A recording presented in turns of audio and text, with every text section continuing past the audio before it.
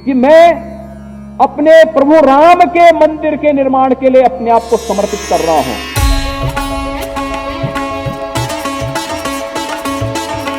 2017 तक अयोध्या एक छोटा सा आस्था स्थल, 2025 आते आते भारत का सबसे बड़ा सांस्कृतिक पुनर्जागरण केंद्र। यह बदलाव यूं ही नहीं हुआ दोस्तों, इसके पीछे योगी आदित्यनाथ का विजन। राम आग नहीं है, राम ऊर्जा है। राम विवाद नहीं, राम समाधान है। राम सिर्फ हमारे नहीं है, राम तो सबके हैं। 5 अगस्त 2020 भूमि पूजन, जनवरी 2024 प्राण प्रतिष्ठा, 25 नवंबर 2025 धर्म ध्वजारोहण, नागर शैली में भव्य दिव्य राम मंदिर। अब रोज 1 से 1.5 लाख श्रद्धालु आ रहे हैं।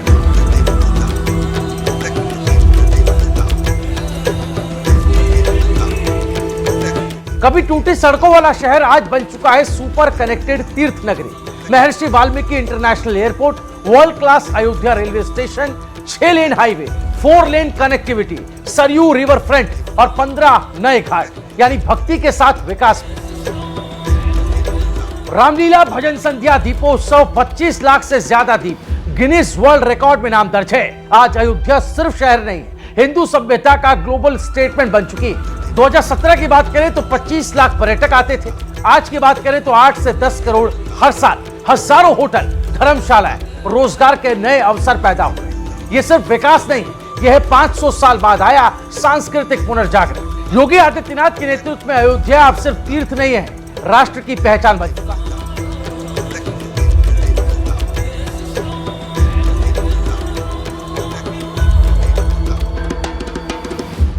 नमस्कार, स्वागत है आप सभी का। आप देख रहे हैं एनएमएफ न्यूज, आपके साथ मैं हूं नम्रता चौधरी।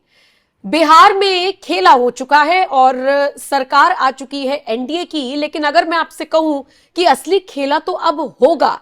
जिस तरीके की खबरें मिल रही हैं, जिस तरीके का माहौल बिहार में तैयार हो रहा है, असली खेल तो अब होगा। लेकिन अगर मेरे इस खेल से आप समझ रहे हैं कि मैं कुछ और जिक्र कर रही हूं, मान लीजिए सत्ता परिवर्तन का, तो ऐसा कुछ नहीं है। उस तरफ हवा नहीं बह रही है, क्योंकि इतना जबरदस्त मैंडेट बिहार की जनता ने एनडीए को दिया है, वो तो पॉसिबल ही नहीं है।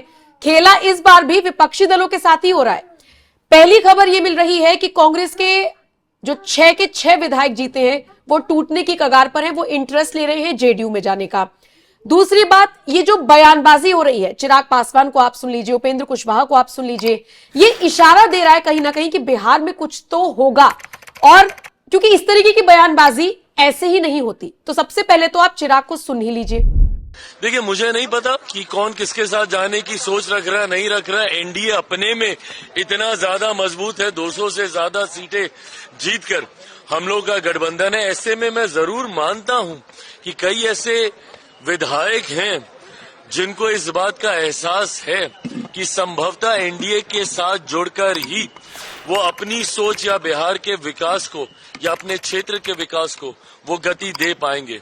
ऐसे में कई विधायक गाहे बगाहे हम लोग के भी संपर्क में हैं, जो प्रधानमंत्री नरेंद्र मोदी जी की सोच के साथ जुड़ना चाहते हैं, मुख्यमंत्री नीतीश कुमार जी के नेतृत्व के साथ जुड़ना चाहते हैं।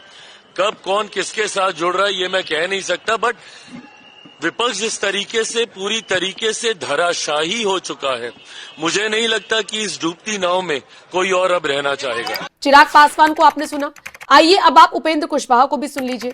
अब विधायकों की संख्या तो उतनी भी नहीं है उनके पास कि एनडीए के तमाम विधायक अगर खड़े हो जाएं तो उनको चारों तरफ से घेर कर खड़ा भी हो पाए एनडीए के विधायक, महागठबंधन के विधायक, इतनी भी संख्या नहीं है, तो क्या घेरेंगे, कोई मतलब नहीं।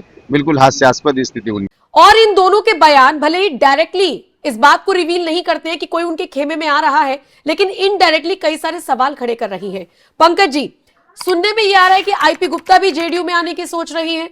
सुनने में यह भी आ रहा है कि कांग्रेस के जो 6 विधायक हैं वो भी उस तरफ जाने की सोच रहे हैं जिस तरफ सूरज उग रहा है। एक एक करके खबर बताता हूं, क्योंकि 3-4 बड़ी खबरें हैं बिहार से। पहली खबर यह है कि कांग्रेस के 6 में से 4 विधायक जो हैं वो जेडीयू में आ सकते हैं, और इसके लिए बड़े जोर शोर से कुछ चर्चाएं चल रही है। जब तक ये फाइनल कुछ हो नहीं जाता, बोल नहीं सकते। दूसरी खबर यह है कि आईपी गुप्ता, जो कि इंडिया इंक्लूसिव पार्टी के हेड हैं और एकमात्र विधायक है अपनी पार्टी के, सहरसा से ये जीते हैं, वो भी जेडीयू में आ सकते हैं। तो अगर 4 कांग्रेस के आ गए और 1 आईपी गुप्ता आ गए तो जेडीयू लार्जेस्ट पार्टी हो 5 जाएगी। बिल्कुल 89 है बीजेपी अभी और 85 है जेडीयू। तो 5 आने के बाद जेडीयू 90 हो जाती है और बीजेपी हो जाती है 89। तो सबसे बड़ी पार्टी हो जाएगी जेडीयू। और अगर सबसे अभी बड़ी भारतीय पार्टी जनता हो जाएगी पार्टी तो फिर वो जो पद को लेकर जो अभी तक चीजें चल रही हैं वो फिर उस तरफ हावी हो जाएंगी। अब और इंटरेस्टिंग बात मैं बताता हूं, क्योंकि कल से बिहार के सोशल मीडिया पे एक और चीज चल रहा है कि नीतीश कुमार इस बात से खुश नहीं है कि वो जो गृह मंत्रालय मिला है बीजेपी को और जितना हवा बनाया गया कि ये तो बीजेपी की सरकार है, ये नीतीश कुमार की सरकार नहीं है। और खास करके बहुत सारे बीजेपी समर्थक ये कह रहे थे कि नीतीश कुमार तो सिर्फ नाम के अब रह गए हैं, बाकी चला तो सब बीजेपी रहा है। और आरजेडी की ओर से भी इस तरह का स्टेटमेंट आ रहा है कि नीतीश कुमार को सिर्फ पुतले की तरह बैठा दिया और बाकी सारा राजकाज भारतीय जनता पार्टी चला रही है। तो इन खबरों से नीतीश कुमार खुश नहीं है, वो अपनी ऑथोरिटी प्रूफ करना चाहते हैं कि मैं ही किंग हूं और मैं ही चला रहा हूं। इस लिहाज से भी ये बहुत महत्वपूर्ण है। वैसे जब जब बिहार में विधानसभा चुनाव हुए, विधानसभा चुनाव के बाद बहुत सारे लोग हर चुनाव के बाद जेडीयू में शामिल हुए। जैसे पिछली बार चिराग पासवान के शामिल हो गए थे और फिर ये एक बसपा का था वो भी शामिल हो गया था। तो जेडीयू करती है, जेडीयू के सारी तो पार्टियां इस बार करती जो हैं। जहां पे सूरज उग रहा होता हाँ। है ये लोग भी सोचते हैं कि कहां जाने में फायदा है। तो चुनावों के बाद और चुनावों से पहले अदला बदली होती ही है। नम्रता, जेडीयू के पास अगर 90 आ जाए और अगर आरजेडी 25 रहे तो बहुमत का आंकड़ा है 122 सीटें। सिर्फ जेडीयू और आरजेडी मिलकर इस बहुमत के आंकड़े को पा सकती है। और नीतीश कुमार ये बार्गेनिंग पावर अपने पास रखना चाहते हैं हमेशा, क्योंकि यही उनकी पॉलिटिकल पूंजी है और ताकत है। जिस दिन भारतीय जनता पार्टी ये आश्वस्त हो जाए कि अब नीतीश कुमार बहुमत नहीं पा सकते और उधर चले भी गए तो कुछ नहीं बिगाड़ सकते, उसी दिन से हावी हो जाएगी। नीतीश कुमार इसी रणनीति पे काम कर रहे हैं और इसलिए ये खबरें हैं कि 4 जो है कांग्रेस की, और कांग्रेस की ही क्यों तोड़ रहे हैं, क्योंकि कांग्रेस ने कहा था कि हम अलग हो जाएंगे आरजेडी से। तो अब इस डर के मारे कांग्रेस भी आरजेडी से सटी रही कि अरे बाप, सत्ता आ सकता है, कभी मिल सकता है, उस तरफ सटे। तो ये है वहां पे जो चल रहा है। दूसरा जो आपने पद की बात की कि चलिए स्पीकर का पद हो गया या सदन का नेता कौन होगा, तो एक तो मुख्यमंत्री रहेंगे ही, मुख्यमंत्री के अलावा किसी को बनाएंगे सत्ता पक्ष का।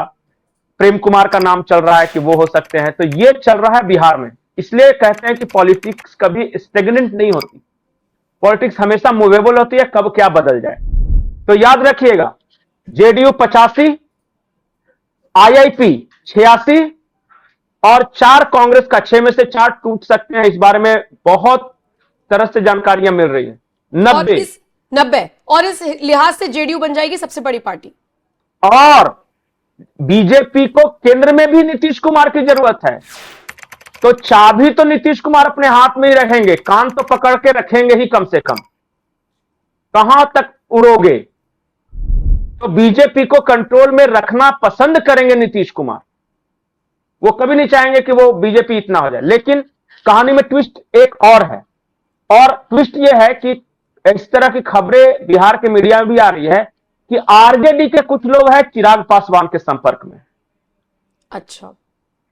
और अगर उस तरह का समीकरण बनता है तो हो सकता है कि लोजपा आर, भाजपा, हम और उपेंद्र कुशवाहा ये मिलकर भी बहुमत पाने की कोशिश कर सकते हैं।